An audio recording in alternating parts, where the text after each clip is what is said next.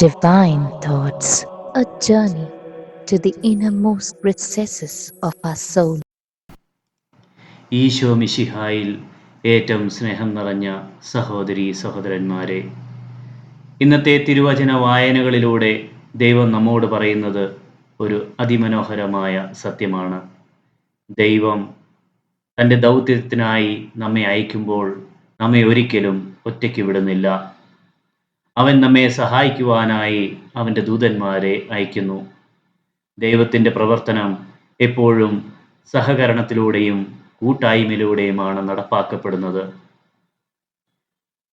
ഇന്നത്തെ 4 വായനകളെയും കുറിച്ച് നാം ധ്യാനിക്കുമ്പോൾ ഈ സത്യം വ്യക്തമായി പ്രകടമാക്കപ്പെടുന്നു. മോശയ്ക്ക് അഹറോനെയും, തോബിയാസിന് സഹയാത്രികനെയും, പൗലോസിനും ബർണബാസിനും കൂട്ടാളികളെയും, യേശു തൻ്റെ ശിഷ്യന്മാരെ 2 പേരുടെ കൂട്ടമായിട്ടാണ് അയച്ചത്. ഇന്നത്തെ ഒന്നാമത്തെ വായന പുറപ്പാടിൻ്റെ പുസ്തകം 4-ാം അധ്യായം 27 മുതൽ 31 വരെ ഉള്ള തിരുവചനങ്ങളിൽ അഹറോൻ മോശയുടെ സഹായത്തിനായി എത്തുന്നതായി നാം കാണുന്നു. ദൈവം മോശയെ ഈജിപ്തിലേക്ക് അയച്ചപ്പോൾ അവൻ ഭയപ്പെട്ടു. തൻ്റെ സംസാരക്ഷമതയെക്കുറിച്ച് സംശയിച്ചു. എന്നാൽ ദൈവം അവനെ ഒരിക്കലും ഒറ്റയ്ക്ക് അയച്ചില്ല. അഹറോനെ അവനോടൊപ്പം അയച്ചു. ഇത് നമ്മെ പഠിപ്പിക്കുന്നത് ദൈവത്തിൻ്റെ ദൗത്യത്തിൽ നാം പങ്കുകാരാകുമ്പോൾ, ദൈവത്തിൻ്റെ ദൗത്യത്തിനായി നാം പോകുവാൻ തയ്യാറാകുമ്പോൾ ദൈവം നമ്മെ സഹായിക്കുന്നവരെ ഒരുക്കി നമ്മോടൊപ്പം അയക്കുന്നു എന്നാണ്. സഭാപിതാവായ വിശുദ്ധ അഗസ്തീൻ പറയുന്നു, നമ്മെ കൂടാതെ നമ്മെ സൃഷ്ടിച്ച ദൈവം നമ്മെ കൂടാതെ നമ്മെ രക്ഷിക്കുകയില്ല. മോശയും അഹറോനെയും ഒന്നിച്ച് ചേർത്ത് പ്രവർത്തിക്കുവാനായിട്ട് ദൈവം ഇടവരുത്തി. ഒരാൾക്ക് ഉള്ള കുറവ് മറ്റേയാൾ പൂർത്തീകരിച്ചു. ഇത് ക്രിസ്തീയ ജീവിതത്തിലെ ഒരു പ്രധാന മൂല്യമാണ്. കൂട്ടായ്മ, സഹകരണത്തിൻ്റെ ആത്മാവ് ഇവയെല്ലാം ക്രിസ്തീയ ചൈതന്യത്തിന് ചേരുന്ന പ്രധാന മൂല്യങ്ങളാണ്. നമ്മുടെ കുടുംബങ്ങളിലും സഭയിലും സമൂഹത്തിലും ഈ കൂട്ടായ്മയുടെയും സഹകരണത്തിൻ്റെയും ആവശ്യം ഒത്തിരിയേറെയുണ്ട്. ഇന്നത്തെ 2-ാമത്തെ വായന തോബിയാസിൻ്റെ യാത്രയിൽ തോബിയാസിനോടൊപ്പം ദൈവം ഒരു ദൂതനെ അയക്കുകയാണ്. ആ ദൂതൻ മനുഷ്യരൂപത്തിൽ തോബിയാസിനോടൊപ്പം യാത്ര ചെയ്യുവാനായി തയ്യാറായി വരുന്നു. തോബിയാസ് തൻ്റെ കൂടെ സഞ്ചരിക്കുന്ന ദൈവദൂതനായ റഫായേലിനെ തിരിച്ചറിയുന്നില്ല. ഇത് നമ്മെ പഠിപ്പിക്കുന്നത് ദൈവം പലപ്പോഴും മനുഷ്യരിലൂടെ പ്രവർത്തിക്കുന്നു. നമ്മുടെ ജീവിതത്തിലെ ചിലർ ദൈവത്തിൻ്റെ ദൂതന്മാരാണ്. നാം അവരെ പലപ്പോഴും ശരിയായ വിധത്തിൽ മനസ്സിലാക്കുവാനായിട്ട് കഴിയാതെ പോകുന്നു. സഭാപിതാവായ ഗ്രിഗറി ദ ഗ്രേറ്റ് പറയുന്നു, നമ്മൾ അറിയാതെ തന്നെ നമ്മെ വഴി നടത്തുവാനായി ദൈവം പലപ്പോഴും തൻ്റെ ദൂതന്മാരെ മനുഷ്യരൂപത്തിൽ അയക്കാറുണ്ട് എന്ന്.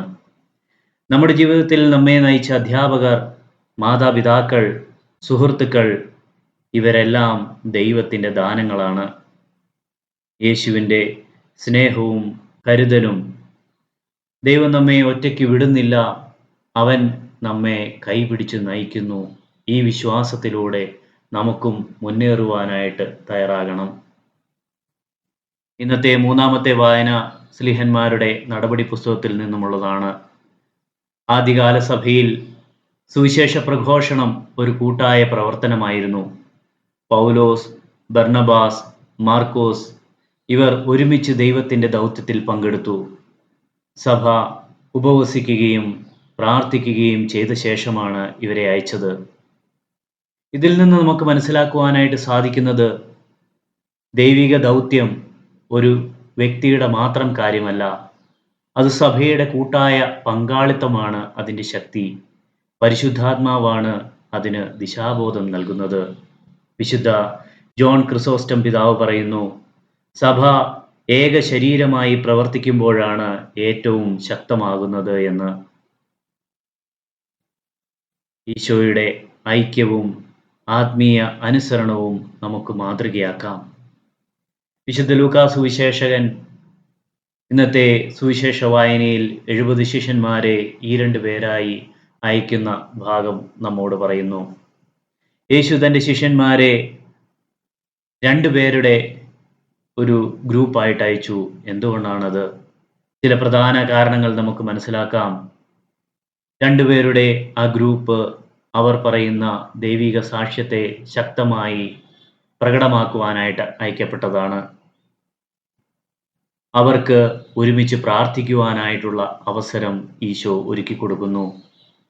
പരസ്പരം കുറവുകൾ മനസ്സിലാക്കി അന്യോന്യം സഹായിക്കുവാനായിട്ട് ഉള്ള കൃപ ഈശോ അവർക്ക് നൽകുന്നു.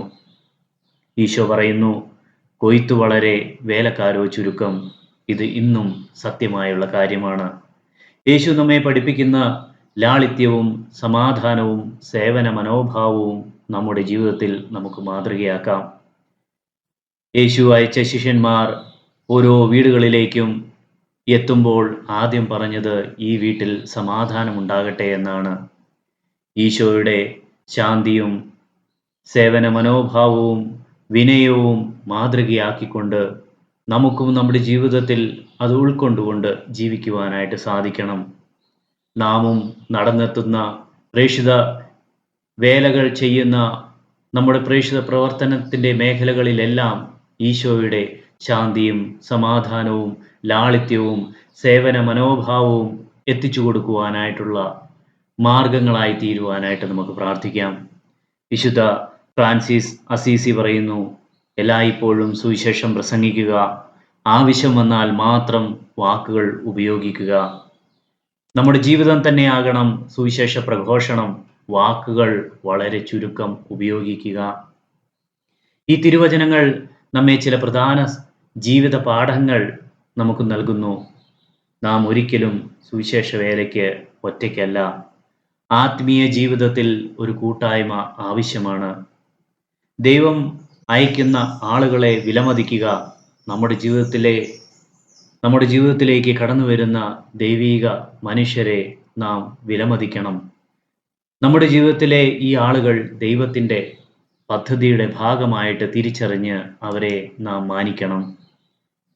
സഹകരിച്ച് ഉള്ള പ്രവർത്തനം ഇവിടെ അനിവാര്യമാണ്. കുടുംബം, സഭ, സമൂഹം എല്ലാം സഹകരണത്തിലൂടെയാണ് വളരുന്നത്. ദൈവത്തിൻ്റെ സുവിശേഷത്തെ നമ്മുടെ ജീവിതത്തിലൂടെയാണ് പ്രഖ്യാപിക്കേണ്ടത്. വാക്കുകൾക്കപ്പുറം ജീവിതം തന്നെയാണ് നമ്മുടെ സുവിശേഷ സാക്ഷ്യം. ഈ വായനകളിലൂടെ എല്ലാം നാം കാണുന്നത് ദൈവിക സ്നേഹവും ഐക്യവും സേവനവും വിനയവും വിശ്വാസവും അനുസരണവുമാണ്. ഇവയെല്ലാം നമ്മുടെ ജീവിതത്തിലെ വലിയ വലിയ പാഠങ്ങൾ നമ്മെ പഠിപ്പിച്ച് നമ്മുടെ ജീവിത ദർശനത്തിനായി നമ്മെ നയിക്കുന്ന പാഠങ്ങളാണ്. പ്രിയമുള്ളവരെ, ഇന്നത്തെ വിശുദ്ധ ഗ്രന്ഥത്തിലെ വായനകളുടെ എല്ലാം സന്ദേശം വളരെ വ്യക്തമാണ്. ദൈവം നമ്മെ ഒരിക്കലും ഒറ്റയ്ക്ക് വിടുന്നില്ല. അവൻ നമ്മെ സഹായിക്കുവാനായി ദൂതന്മാരെ അയക്കുന്നു. നാം മറ്റുള്ളവർക്കും സഹായികളായി തീരണം. നമുക്കും ചോദിക്കാം, ഞാൻ ആരുടെയെങ്കിലും അഹറോനാണോ? ഞാൻ ആരുടെയെങ്കിലും റഫായേലാണോ? ഞാൻ യേശുവിൻ്റെ ശിഷ്യനായി അയക്കപ്പെട്ടിട്ടുണ്ടോ? നമ്മുടെ ജീവിതം ദൈവത്തിൻ്റെ ദൗത്യമായി മാറ്റാം. കരുണാനിധിയായ ദൈവമേ, നീ ഞങ്ങളെ ഒരിക്കലും ഒറ്റയ്ക്ക് വിടുന്നില്ല എന്ന് ഞങ്ങൾ വിശ്വസിക്കുന്നു. ഞങ്ങളുടെ ജീവിതത്തിൽ നീ അയക്കുന്ന ആളുകളെ തിരിച്ചറിയുവാൻ ഞങ്ങൾക്ക് ജ്ഞാനം നൽകണമേ. ഞങ്ങളും മറ്റുള്ളവർക്കായി ഒരു സഹായമായി തീരട്ടെ. യേശുവിൻ്റെ സ്നേഹവും സേവനവും ഞങ്ങളുടെ ജീവിതത്തിൽ പ്രതിഫലിക്കട്ടെ. ആമേൻ.